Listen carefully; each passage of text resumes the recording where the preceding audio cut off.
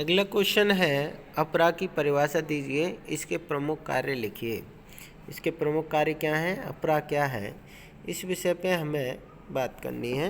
तो आइए, गर्भ स्थिति में भ्रूण व मातृ ऊतकों के बीच का अस्थायी अंतरंग शारीरिक, संरचनात्मक व कार्यकीय संबंध जो भ्रूण की जीवन संबंधी मौलिक आवश्यकताओं की पूर्ति कर उसके स्वास्थ्य की रक्षा करता है तथा एक अंतःस्रावी ग्रंथि की भांति भी कार्य करता है, अपरा या प्लासेंटा कहलाता है।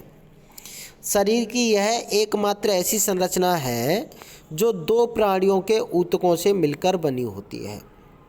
जो प्लेसेंटा है वो एकमात्र ऐसी संरचना है जो दो प्राणियों के ऊतक से मिलकर बनी होती है, एक माँ और एक उसका शिशु।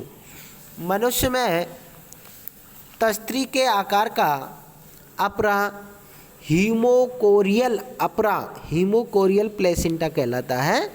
इस अपरा में भ्रूण की कोरियोनिक बिलाई, ट्रोफोब्लास्ट जिसे हम कहते हैं, सभी मातृ कोशिकाओं का पाचन कर लेती हैं और माँ के रक्त के सीधे संपर्क में रहती हैं।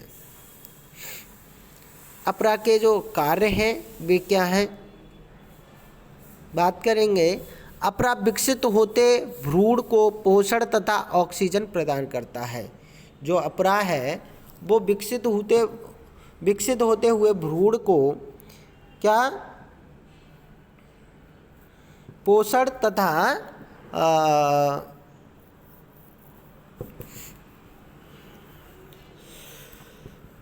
ऑक्सीजन माने उनके लिए जो पोषण के लिए भोजन और ऑक्सीजन प्रदान करता है। ठीक है। अपरा उत्सर्जन में ही सहायक है। इसी के द्वारा उत्सर्जित पदार्थ भ्रूण के रुधिर से विसरण द्वारा माता के रुधिर में चले जाते हैं। अपरा के द्वारा ही जो भ्रूण है उसके उत्सर्जित पदार्थ अपरा के द्वारा ही क्या माँ के रुधिर में चले जाते हैं। अपरा चयनात्मक अवरोधक सेलेक्टिवली बैरियर की भांति कार्य करता है। यह माता के रुधिर से लाभदायक पदार्थ जैसे पोषक पदार्थ, ऑक्सीजन, प्रतिरक्षी आदि को तो भ्रूण के रुधिर में प्रवेश करने देता है, किंतु हानिकारक पदार्थों व जटिल प्लाज्मा प्रोटीन्स को भ्रूण में प्रवेश करने से रोकता है। लेकिन विषाणु आदि रोगजनक अपरा द्वारा भ्रूण में पहुंच जाते हैं। अपरा से स्रावित हार्मोन्स गर्भावस्था को बनाए रखने तथा शिशु जन्म में सहायता करते हैं। चेचक, खसरा, डिप्थीरिया आदि के एंटीबॉडीज को अपरा माता के रुधिर से भ्रूण में पहुंचाता है, जिससे इन रोगों से भ्रूण की सुरक्षा हो सके। तो यह प्रमुख कार्य हैं अपरा के, यानी प्लेसेंटा के मुख्य कारण यह है।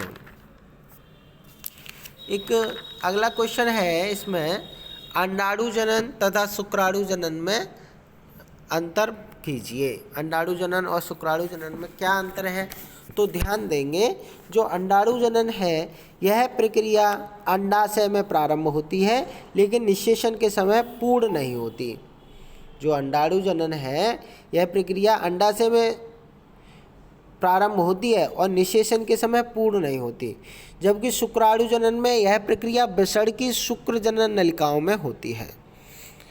अंडाणु जनन की बात करें, इसकी वृद्धि प्रावस्था बहुत लंबी अवधि तक बनी रहती है और शुक्राणु जनन इसकी वृद्धि अवस्था छोटी होती है। अंडाणु जनन एक प्राथमिक अंडाणु कोशिका से एक अंडाणु तथा 2 या 3 ध्रुवीय कोशिकाएं बनाती है।